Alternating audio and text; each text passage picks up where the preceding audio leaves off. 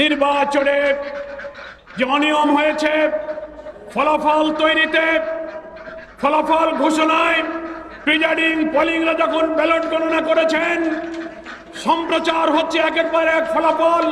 হঠাৎ সম্প্রচার বন্ধ করে কি রহস্যের জাল করে বিরোধী দলীয় অর্থাৎ 11 দলীয় ঐক্যের একের পর এক বিজয়ের বার্তাকে থামিয়ে দেওয়া হয়েছে।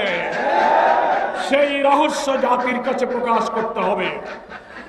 যে সমস্ত আসনে অনিয়মের অভিযোগ নির্বাচন কমিশনে দাখিল করা হয়েছে, নির্বাচন কমিশনকে আমরা বলতে চাই, কোন তালবাহানা না করে অবিলম্বে সেগুলোর সুবিচার এবং নিষ্পত্তি করতে হবে।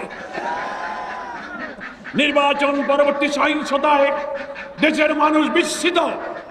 আপনারা এইভাবে ম্যানিপুলেশন করে বিজয়ী হয়েও আপনারা জাতির পরে হামলে